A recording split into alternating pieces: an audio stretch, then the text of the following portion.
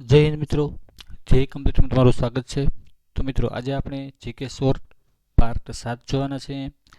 એમાં આપણે પરીક્ષામાં પૂછાઈ શકે તેવા મોસ્ટ આઈએમપી 10 પ્રશ્નો જોવાના છે. તો ચાલો પ્રશ્નોની શરૂઆત કરીએ છીએ. પ્રશ્ન પહેલો છે, પેનિસિલિનની શોધ કોણે કરી હતી? તો એ કરી હતી એલેક્ઝાન્ડર ફ્લેમિંગ.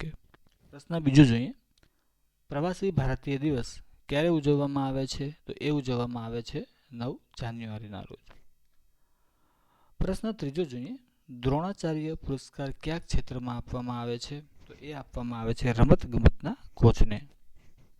પ્રશ્ન ચોથો જોઈએ, અંધારિયા ખંડ તરીકે કયા ખંડને ઓળખવામાં આવે છે? તો એ ખંડનું નામ છે આફ્રિકા.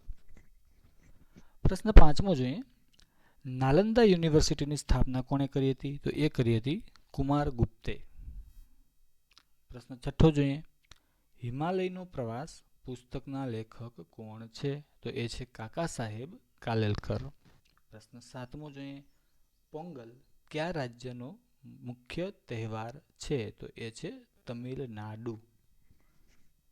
પ્રશ્ન આઠમો જોઈએ, સહસ્ત્રલિંગ તળાવ ગુજરાતના કયા જિલ્લામાં આવેલું છે? તો એ આવેલું છે પાટણમાં.